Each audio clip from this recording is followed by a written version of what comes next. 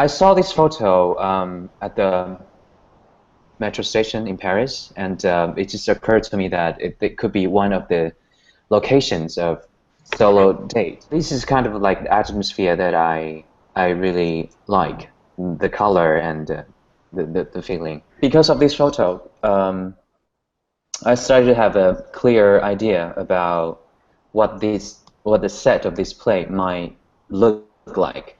So I really like the idea that there's a big, huge window-ish curtain, and I can picture most of the scenes might take place behind the curtain or behind the glass. And I was picturing maybe at the beginning of the show, the audience can only see partial of the window. So maybe at the beginning it's just like a narrow, rectangular space. It's just like a steam shower room.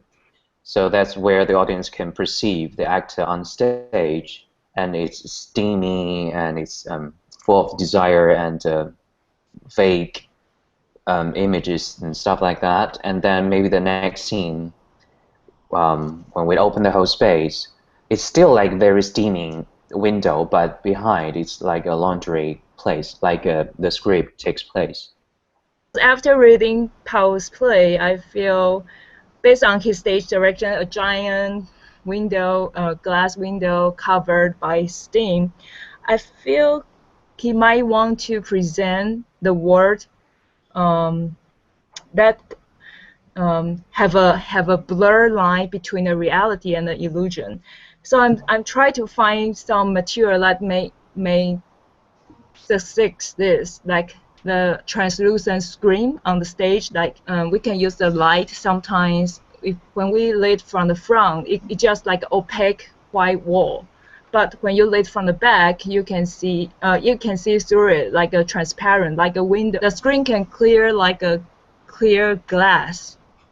So I think it might be work, and also we can play with the projection back or front and create different illusion. Also, we talk about how to, like Paul mentions, he want the set in the beginning. It's like a partial, audience just see the partial of the set, and in some point in the stage just becoming bigger, you feel, oh, there's more room, transform to another place. Right now I just think about like blinds. The blinds, I think, the great elements. We can break out the space easily, like by maybe 2 blinds coming down and we just see part of the room, and then another blinds coming out, we just see the whole room. And also Paul, like the way when there's an action, like performer just picking out from the blinds, like waiting for someone coming home. And meanwhile, I think Derjk once mentioned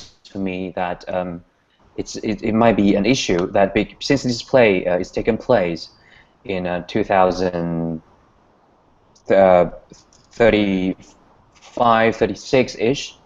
So maybe he's wondering, is there any other way except from the traditional projecting technique that we can use in this play? So there are 3 technologies that would give you a clear screen that you can fog up or turn into a video projection. They're all relatively complex, but not that bad.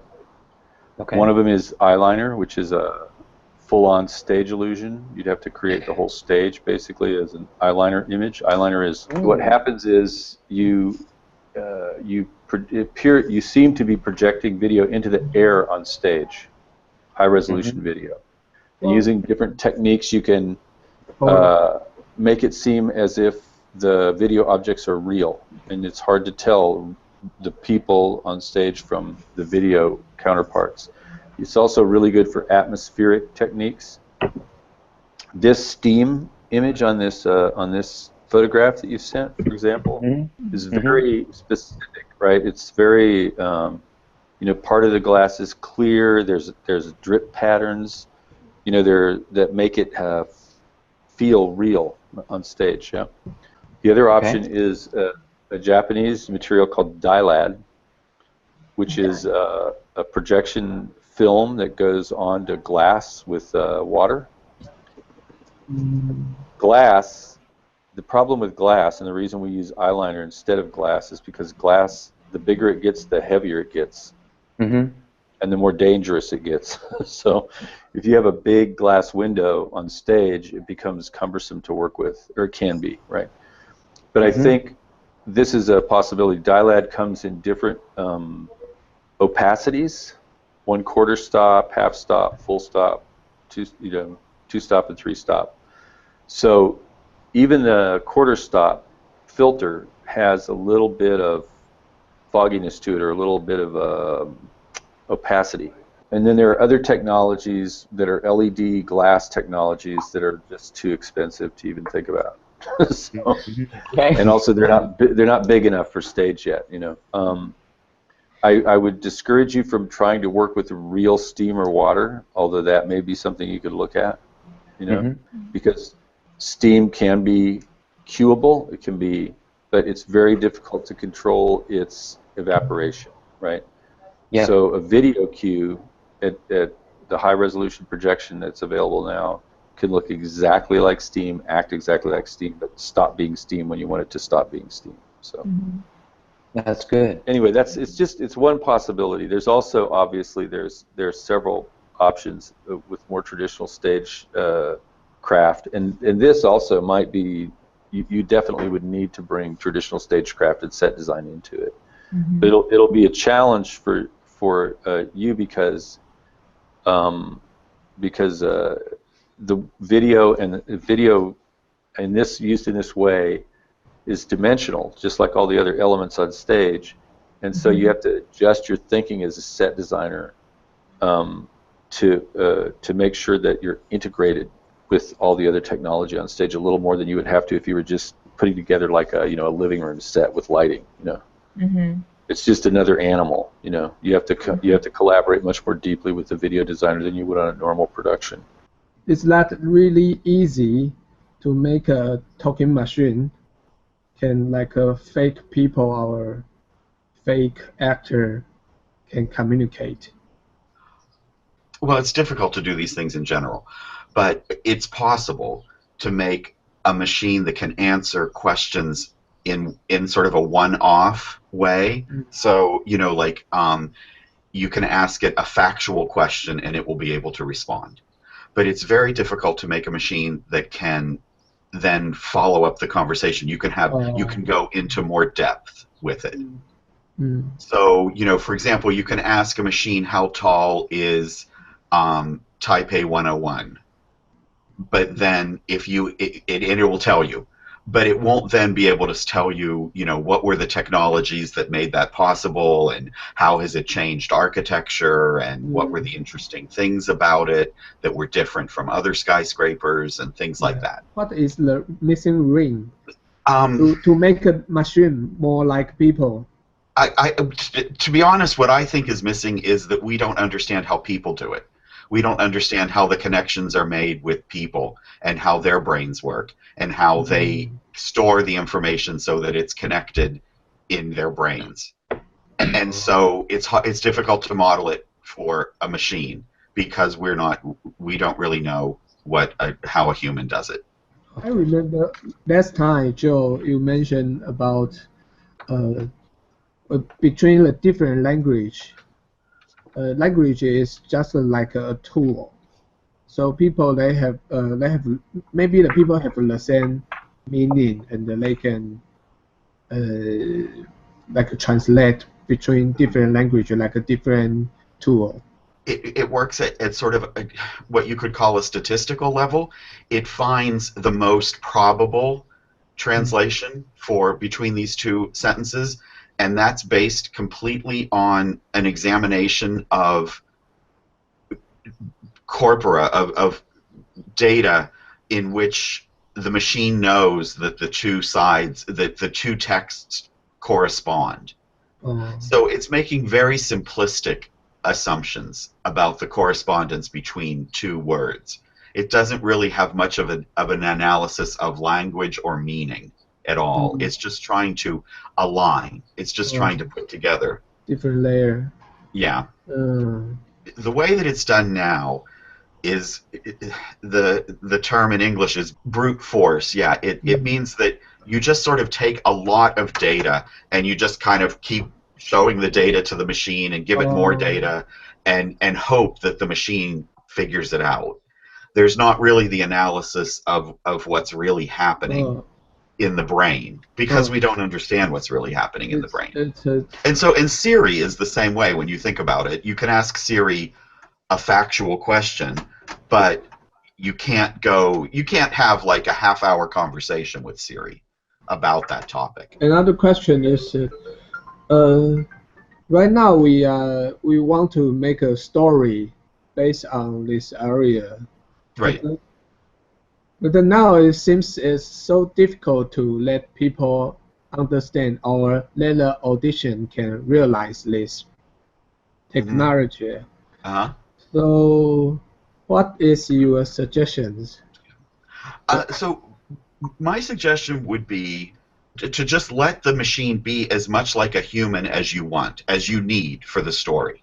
And so, you know, in some sense, the story will dictate how human the machine is. All of those movies, like Her, they're all unrealistic.